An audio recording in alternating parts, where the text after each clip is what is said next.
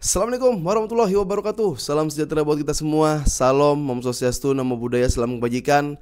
Balik lagi di channel YouTube Afif Safif, pakar bola momentari sepak bola dengan kebahagiaan.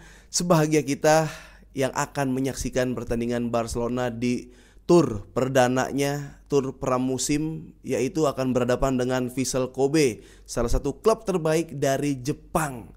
Ya, ini pertandingan pertama Barcelona setelah semua kompetisi selesai. Nah, apakah Marcus Rashford debut di situ dan kira-kira seperti apa skuad Barcelona karena udah dibawa dan udah pada latihan di lapangan Vissel Kobe semua. Nanti itu kita akan bahas, oke?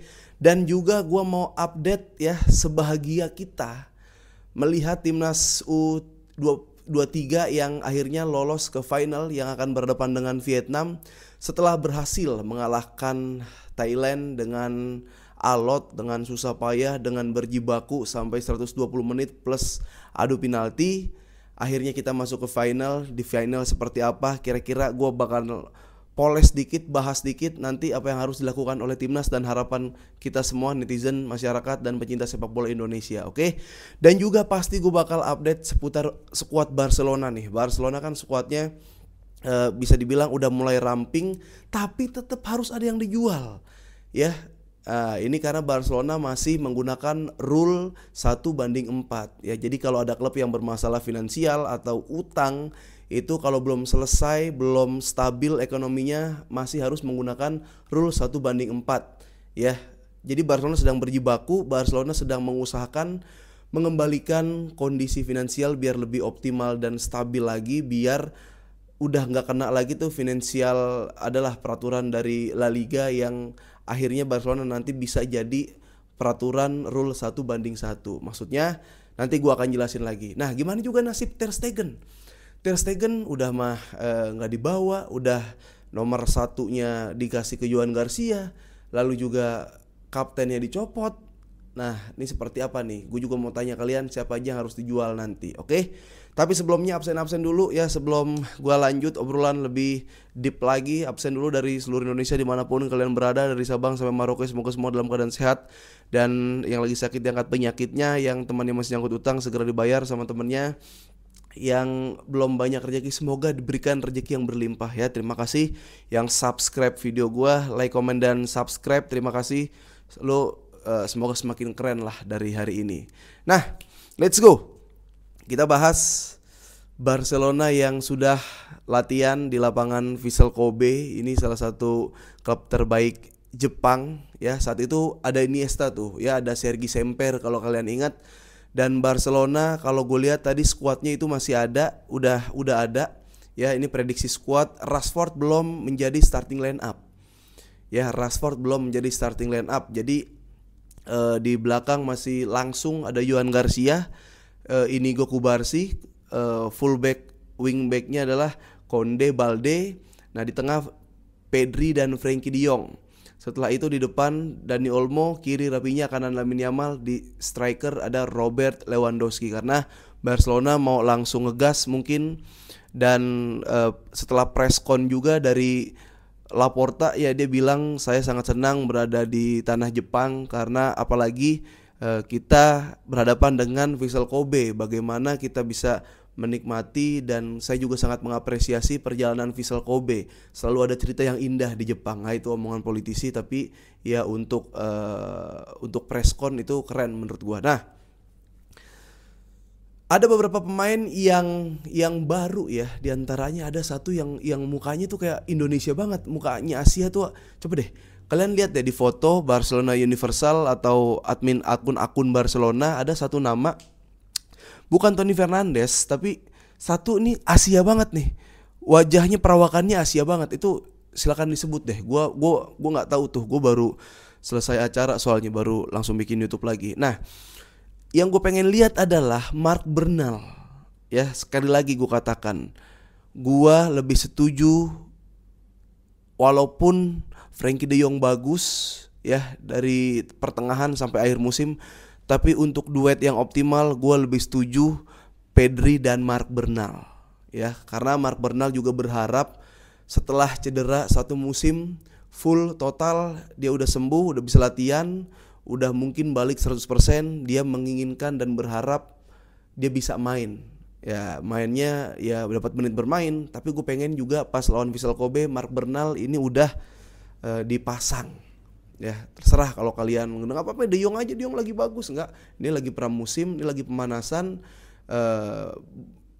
Ya ada baiknya kita coba pemain yang ada di Barcelona gitu. Kita coba kita kiterin semuanya, karena kalau pramusim mungkin ya bisa diganti 11 11-nya bisa gitu. Kita lihat pemain-pemain Barcelona B yang naik promosi nanti juga ada di situ. Ada Rooney juga, Roony ya, bukan Wayne Rooney tapi Ronny Bahji. Ini orang dari, sebenarnya dia Asia ya, dia aslinya itu Asia ya, daerah-daerah Timur Tengah. Lalu dia ke Swedia, setelah itu ya main di Liga Swedia. Nah aku juga penasaran ini kalau dia main dari kanan gantiin Yamal kayak gimana, udah bisa belum ngelihat atau diberikan beban menggantikan Yamal yang lagi OP banget nih Yamal nih. Nah sebelah kiri gua berharap nanti Rashford juga main ya, walaupun pramusim tapi Rashford main, dan Rashford main pertama di posisi favoritnya dulu, posisi andalannya dulu, yaitu wing kiri ya, penyerang atau sayap kiri. Nah nanti dilihat dulu bagaimana Rashford bermain di posisi aslinya, karena apa, kalau lu mau ganti Olmo nggak bisa 90 menit, kalau lu mau ganti bisa ganti Olmo, rapinya ditaruh di second striker atau attack midfield ya, di situ jadi striker di belakang Robert Lewandowski. Rashford main di kiri, ketemu Datome Balde, lihat larinya kayak apa nanti. Nah gua pengen Rashford itu main di posisi aslinya dulu, posisi favoritnya, jadi biar lihat nih nyaman bisa gak adaptasi. Nah nanti kalau Hansi Flick udah mau ngasih plan selanjutnya, silahkan di menit-menit pertengahan ke belakang, pertengahan ke akhir. Itu kalau menurut gue nggak mikirin menangnya gimana, yang penting para pemain setelah istirahat, setelah liburan ya udah bisa warming up lagi, udah bisa latihan, udah bisa main lagi, balikin lagi fisik. Kalau yang dari 100 turun ke 75 bisa ke 80 ke 90, itu aja sih ya. Gue gak ngincer menangnya, tapi gue mau lihat pemain-pemain, bukan cuma Rashford tapi kayak Marc Bernal, Johan Garcia, atau Barcelona yang lagi dipromosi, yang lagi diajak. Dan Rooney juga gue kayak penasaran segitu di deteksinya sama Barcelona sampai menjadi pemain Barcelona itu ya, lawan Vissel Kobe itu. Nah selanjutnya bagaimana nih Barcelona nih, Ter Stegen harus diapain menurut gue? Gini, kalau mau bahas Ter Stegen kita bahas dulu peraturan 1:1 dan 1:4. Jadi itu ada batasan. Kenapa Barcelona selalu sulit dalam akhir-akhir ini mendaftarkan pemain ya, padahal kalau dihitung-hitung gaji mungkin sama Atletico, sama Madrid gitu, tapi ada hal yang bikin Barcelona nggak bisa daftar, yaitu peraturan finansial 1:4. Nah apa ini 1:4? Mungkin kalian udah baca dan ada juga teman-teman di sini yang udah lebih ngerti dari gua ya. Jadi ada 1:1, 1:2, 1:3, 1:4. Kalau 1:1 itu tim normal ya. Jadi ketika lu mendapatkan penghasilan 100 juta, lu bisa beli pemain dengan total 100 juta, dan lu bisa mendaftarkan pemain dengan gaji normal ya, dengan gaji yang lu negosiasi gaji, lalu nanti dihitung lagi salary capnya. Salary cap juga bisa ditarik dengan peraturan 1:4. Jadi gini, ilustrasinya adalah 1:4. Kalau 1:1 tadi ya, lu dapat 100 juta, lu bisa belanjain itu, lu bisa daftarin pemain itu dengan 100%. Nah 1:4 banyak banget nih hambatannya. Kalau lu dapat 20 juta euro, dapat keuntungan, lu hanya boleh, atau Barcelona hanya boleh membelanjakan pemain dengan total 5 juta euro aja. Ya gitu, itu 1:4. Sehingga apa? Nanti kalau udah dapat pemainnya, pastikan bukan pemain-pemain yang gajinya gede. Nah, pemain-pemain yang gajinya biasa aja. Biar apa? Biar tembus lagi ke salary cap. Makanya kayak kemarin Olmo, makanya kemarin Gavi, Pau Victor. Walaupun Pau Victor sama Gavi gajinya gak terlalu besar, itu tetap susah didaftarin. Kenapa? Karena udah kepentok salary cap. Jadi misal salary cap ini batasan pemain atau batasan setiap tim di La Liga tuh 500 juta euro, itu full salary cap gitu. Ya dibagi 4 aja dibanding 1 banding 4. Semua tim boleh 500 juta euro, tapi Barcelona atau tim-tim yang terkena masalah finansial itu cuma bisa mendaftarkan ya dibanding 4-nya aja gitu. Jadi kayak gitu, itu yang bikin Barcelona sulit untuk mendaftarkan pemain. Sehingga apa? Sehingga harus ada pemain yang dijual, sehingga harus ada pemangkasan gaji. Sehingga kayak waktu dulu Dani Alves gitu kan, kalau mau gajinya kecil tapi bonusnya gede itu masih bisa buat ngakal-ngakalin. Cuma kalau kayak gitu sebenarnya nggak sehat juga. Nah, itu yang ada di Barcelona sekarang. Nah, Laporta, Barcelona lagi mengusahakan biar balik lagi ke stabil. Jadi gue lupa sisa utangnya tuh kayak entah sisa utangnya berapa, utangnya banyak banget, tapi Barcelona udah ngasih 100 juta euro itu dari penjualan bangku VIP, VVIP dan VVIP 100 juta euro. Terus juga udah ngasih lewat merchandise atau apa gitu sebesar 40 juta euro. Nah itu kalau udah dikalkulasikan harusnya Barcelona udah bisa balik lagi ke rule 1:1, udah bisa normal. Nah itu yang bikin Barcelona sebenarnya nggak bisa jor-joran. Atletico Madrid jor-joran, Real Madrid jor-joran, klub-klub lain jor-joran. Barcelona nggak bisa karena itu ya, jadi dari pandemi Covid, dari minjem duit banyak gitu. Jadi harus dibalikin dulu biar stabil, baru boleh ke 1:1 lagi, normal lagi, daftar pemain, salary cap-nya nggak kecil. Itu. Nah, akhirnya kemana? Akhirnya ke ya pemain-pemain yang kayak, makanya beban banget banyak sosio di sono yang pengen gaji dipotong, Frenkie de Jong gaji dipotong, Lewandowski gaji dipotong. Gue juga setuju Lewandowski gajinya dipotong tuh, gue setuju. Kalau Lewandowski dijual, gue masih mikir-mikir. Walaupun ada potensi nih, tetap nih. Kemarin Lewandowski ditanya, lu tahun terakhir ya ini di Barcelona. Ya gue nggak mikirin ini tahun pertama atau tahun terakhir. Yang penting gue main, menang, dapat trofi buat tim. Kayak gitu. Nah lumayan tuh Lewandowski tuh, gajinya paling gede. Jadi bisa dapat pemasukan dan bisa nambah lagi ruang untuk salary cap itu. Tapi gue masih cinta sama Lewandowski ya. Gue gak peduli dah lu ngomong lu terlalu Lewandowski banget bang. Enggak, gue masih, kita di saat sepak bola modern, gue masih kayaknya terakhir nih orang sepak bola nomor 9.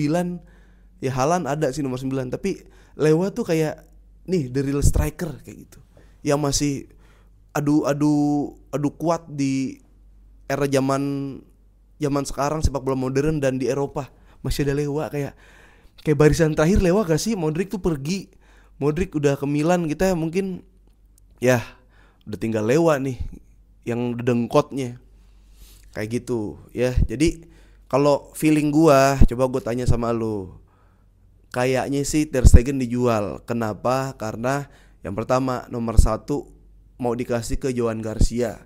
Yang kedua itu ban kapten dari Ter Stegen udah dicabut. Ya, udah diganti ke Rapinya atau ke siapa ya, Araujo atau kapten-kapten disitulah ya. Dan kayak udah dikesampingkan gitu. Gue nggak ngerti sebenarnya kalau dibilang jahat, tapi ini harus terjadi gitu. Yang udah gue bilang, Ter Stegen tuh treble winner udah dapat, main sama Messi udah pernah, masih ketemu Busquets, Xavi, Iniesta juga, pas zaman Rakitic juga. Jadi untuk sebuah perjalanan kayaknya udah cukup dan udah dihargain juga. Dan ya ini saat yang tepat sih ya, kalau nggak mau jadi beban banget. Gue yakin ada beberapa tim yang udah tertarik itu sama Ter Stegen. Dia bukan kiper jelek kok, main di Arab juga nggak apa-apa kalau udah tinggal emang mau memperkaya diri. Jadi menurut gue ya secara pribadi Ter Stegen waktu dan masanya sudah selesai bersama Barcelona. Ya, silakan lapangkan dada dan tinggalkan Barcelona dengan kenangan-kenangan manis. Itu sih menurut gue. Itu menurut gue. Nah, ada lagi Christensen. Christensen ini dikabarkan bahkan udah ada bocorannya itu bahwa ada beberapa tim yang tertarik dengan Christensen. Tapi Christensen ngelihat kayak keharmonisan Barcelona sekarang, Terus ada Hansi Flick. Peluang Barcelona menang Liga Champions kayaknya ini ada gitu. Nah dia tuh kayak nunjukin, datang latihan 1 jam sebelum latihan gitu kan, posting nge-gym gitu, main sama circle andalan-andalan gitu. Jadi kayak nunjukin, ntar dulu deh, gue setahun lagi masih bisa. Tapi di sisi lain Barcelona kalau masih ada Christensen sampai tahun depan, dia bakal free transfer ya, karena kontraknya habis, free transfer, nggak bisa mendapatkan penghasilan dari seorang Christensen. Nah ini bakal seni lagi nih, lu mau jual Christensen yang notabene dia masih cinta sama klub ini yaitu Barcelona. Kalau bisa dijual sekarang lu dapat duit, walaupun nggak untung tapi dapat duit minimal. Atau lu masih pakai jasa Christensen, tapi tahun depan lu bakal kehilangan Christensen dengan free. Coba lu jawab tuh guys ya. Dah. Siapa lagi? Gue mau Gavi, ini bener dah. Ada yang bilang, "Bang, lu gak tahu ya mode Gavi. Mode Gavi tuh keluar kalau misalkan," gue ulang. Di episode kemarin gue udah bilang gue pengen Gavi dijual. Kenapa? Karena posisi yang dimainkan oleh Gavi itu udah banyak orangnya. Pedri, Frenkie, Casado, Bernal, bahkan Fermin, Pablo Torre udah keluar tuh satu tuh. Ya, gelandang nih banyak banget. Tinggal merem, ngambil, bagus semua. Tapi ada yang bilang, "Kenapa lu mau jual Gavi, Bang?" Katanya. Gavi tuh kalau Vini lagi rese, Gavi bisa masuk nutup Vini. Ngapain? Ngapain buat 1 game doang? Ngapain buat 1 game doang? Terus juga Barcelona kemarin menang, meyakinkan terus menangnya lawan Real Madrid. Nah, gue gak pengen ngelihat ada pemain yang khusus buat 1 match doang. Kita butuh pemain yang konsisten. Kalau bisa selalu meningkat nih, eskalasi, makin bagus. Makanya gue lihat semua pesaing Gavi yang paling kuring menurut gue mainnya ya. Makanya lu mau di posisi mana nih? Ada Frenkie, Bernal, Casado. Nih, gue mau nanya sama lu. Di tengah double pivot sekarang mainnya. Pedri nggak mungkin kita jual. Tapi di situ ada Frenkie De Jong, Bernal, Casado, Gavi. Ya. Kalau disuruh pilih siapa yang dicadangin, siapa yang dimainkan, dan siapa yang dijual, gua pertama mainkan Bernal, cadangkan Frenkie De Jong, jual Gavi dan Casado. Kalau pilih salah satu, jual Gavi, Casadonya jadi backup. Maju lagi ke depan. Lagi ya. Siapa yang dijual, siapa yang dicadangkan, siapa yang dimainkan. Di depan AMF itu ada Gavi, Dani Olmo, Fermin Lopez. Kalau gua udah pasti mainin Fermin. Karena kadang Olmo udah gak kuat 90 menit, tapi ketika main jadi pemain pengganti, impactnya luar biasa.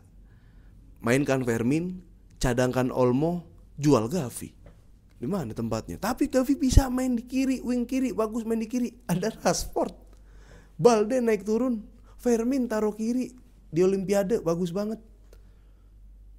Tapi kan Bang, Gavi tuh box to box. Udah mulai nih defense-nya kayak box to box ya. Selama Gavi belum se-impact Rakitic atau belum tertata visinya kayak Rakitic, belum box to box, Gavi ngerasa gerusuk, udah itu. Tapi kan bisa Bang, Gavi buat ngancurin ritme lawan. Loh, kan yang megang bola Barcelona. Kalau megang bola Barcelona, ada Gavi yang hancur ritme Barcelona, bukan lawan. Kecuali Barcelona mau main ke PSG, ketika deadlock defense, mundur di belakang semua lawan, bola dikasih ke lawan, dibikin lawan biar gak nyaman. Ketika dia megang bola, Gavi pressing, Gavi tabrak. Itu Barcelona mau kayak gitu gak? Enggak. Dah itu ya, gue pasti bakal banyak, ini debatable banget tentang Gavi. Di belakang Konde katanya bakal memperpanjang kontrak sampai 2030. Mudah-mudahan aja sih ya. Karena dia nggak kesentuh posisinya, mainnya juga jarang error, selalu memberikan etos kerja, determinasi, militansinya itu lebih dari 100% kalau main, kalau latihan juga. Jadi Konde nggak tersentuh. Gue seneng kalau Konde memperpanjang kontrak. Ya karena sewaktu-waktu ada back atau full back kanan, entah Hector Ford atau ntar masuk Dumfries atau siapalah di sisi kanan, Konde sewaktu-waktu bisa dibutuhkan buat CB karena dia posisinya central back. Itu menurut gua. Ya, dan udah kita bakal nonton itu aja dari Barcelona ya. Gua kemarin nonton timnas bareng legend ya, Firman Utina, FU, Bang FU, Coach FU. Kalau ada yang bilang ketika lu ngefans sama orang, kalau bisa lu jangan terlalu deket karena lu bakal ngeliat atau tahu kebiasaan-kebiasaan yang nggak pengen lu tahu dan lu akhirnya jadi ilfeel. Makanya kalau lu ngefans sama orang, usahain tetap ada gap. Tapi buat gua semakin deket sama Firman Utina itu semakin menyenangkan, bro. Sumpah lu tonton YouTube live-nya My Super Soccer kemarin, itu gua udah 2 kali dia bintang tamu, beliau lucu banget. Ya gua sampai lupa dia pemain bola. Saking lucunya. Tapi kalau nengok ya, oh emang legend gitu kan. Cuma kalau ngomong ngobrol pelawak itu lucu banget. Ya Coach FU semakin dekat semakin menyenangkan. Tapi gue nggak mau bahas Coach FU nih. Nanti kita bikin podcast kali bareng. Nah, gue mau bahas timnas Indonesia. Ya ini menang susah payah lawan Thailand. Gue ngelihat memang Thailand nih nggak seperti Thailand biasanya. Dan Indonesia berjibaku 120 menit. Ya, ada beberapa pilar penting, backbone penting ya, diantaranya ya semua bagus main, tapi ada beberapa pilar yang lagi on fire dan bikin harapan gitu, kayak masih bisa golin, masih bisa ngejar, masih bisa menang. Ya sama approach dari pelatih ya, Gerard Vandenberg. Ya ketika tertinggal mungkin orang bertanya-tanya kenapa yang dimasukin back gitu kan. Ternyata jawabannya adalah bener, sesuai dengan dugaan gua. Kalau lu ketemu lawan yang low block, ya lu harus berani spekulasi tendangan jarak jauh, bukan hanya ngincer gol, tapi ngincer deflect dan rebound mental bola, lalu second ballnya kita menangkan dan shoot menjadi gol. Ya, syukur-syukur ada handsball atau main bola atas. Ternyata dia pilih untuk memainkan bola atas. Coach Gerard memilih memainkan bola atas dengan masukin beberapa back. Ferrari main taruh depan, semua main taruh depan, dan akhirnya nggak mungkin dari 1000 nggak dapat satu. Setelah ribu-ribu serangan, setelah berjibaku, akhirnya mendapatkan gol melalui sundulan keras ala striker dari Jens Raven, dan Indonesia menyamakan kedudukan. Setelah itu main reset lagi dari 0 lagi dan akhirnya adu penalti. Ya, yang mau gue ambil poinnya adalah ternyata bermain Indonesia sudah berani, ball position, karakternya udah ada, warnanya udah kelihatan, berani memainkan atraktif, football atraktif, dan ketika deadlock ada solusi. Itu ya, gue mau ngeliat ntar lawan Vietnam, yang mana Vietnam Thailand nih sekarang kayaknya lagi jagoan Vietnam deh. Itu yang gue pengen highlight ya. Pelatih timnas U23 punya plan yang lain selain plan A ketika udah deadlock. Kita lihat nanti bagaimana perjuangan timnas U23, kita dukung terus ya. Ingat, kawal sampai juara. Kalau kalah kita kawal netizen biar nggak nyerang personal. Ingat sekali lagi ya, kalau timnas menang ya kita bersyukur. Kalau timnas kalah pun ya kita respect, apresiasi, karena udah bekerja keras sedemikian rupa. Kalau kita menang kawal timnas, kita final kawal timnas sampai juara. Kalau timnas kalah kita kawal netizen. Biar apa? Biar ya, kalau timnas kalah dia tidak menghujat secara personal, tapi silahkan kritik secara rasional. Itu dari gua, Afif Safi, pamit. Sampai ketemu di konten-konten berikutnya. Jangan lupa final nonton Super Reaction di YouTube My Super Soccer dan Dance TV setiap Senin bakal ada gua jadi host. Sehat-sehat selalu semua. Vamos.